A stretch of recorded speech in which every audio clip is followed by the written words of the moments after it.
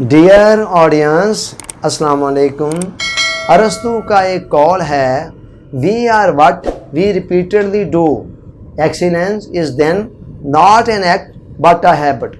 वो कहता है हम वही कुछ हैं जो हम मुसलसल लगातार जो अमल करते रहते हैं, और इस एतबार से जो एक्सीलेंस है, उम्दा कारकर्दगी का मुजाहरा करना, ये कोई अमल नहीं है, फ़ेल नहीं है, एक्शन नहीं है, बल्कि ये इंसान की एक हैबिट है, आदत है।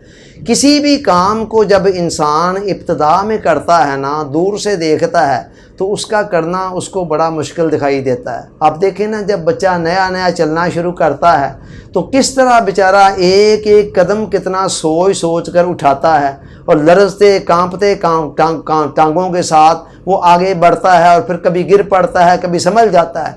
चलते चलते फिर वही बच्चा होता है ना जो दौड़ के मुकाबलों के अंदर भी हिस्सा ले रहा होता है। तो अब देखें इब्तदाई हालत वाली और अब वाली कैफियत देखें कितना फ़र्क है।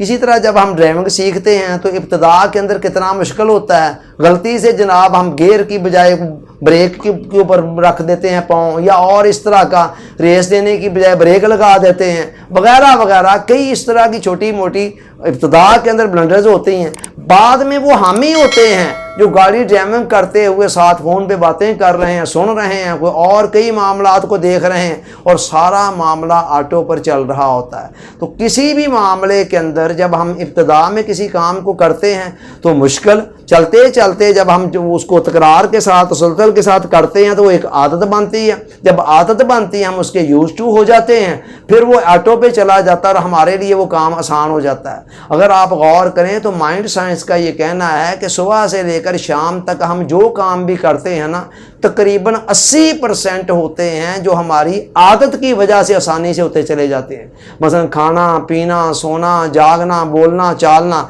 ये सारी की सारी क्या हैं? ये आदतें हैं जिसने ज़िंदगी को बहुत आसान बना दिया है। वरना बोलते वक्त एक एक जुमले को, एक एक लफ्ज़ को सोचना पड़े बार बार। चुनांचे इस एतबार से देखा जाए तो ज़िंदगी की सारी गेम ही आदत की गेम है। आप अगर खुदा ना खासा नादानी में कुछ गलत आदतों का इब्तिदा में शिकार हो गए, किसी काम को बार बार करके, अल्लाह ना करे किसी नशे या किसी और का, क्या होगा? बाद में फिर वही आदत आपको तबाह कर रही है। और दूसरी तरफ आपने इब्तिदा में कुछ मेहनत करके अच्छी आदतों का अपने आप को आदी बना लिया, उसके बाद क्या है? फिर आपको बार बार मेहनत थोड़ी करनी पड़नी है, फिर वो काम तो आपके लिए एक बड़ा आसान हो जाता है, आप उसके यूज़ टू हो जाते हैं, और वो उस काम के बहुत बड़े फ़ायदे आपकी ज़िंदगी के अंदर शामिल होना शुरू हो जाते हैं।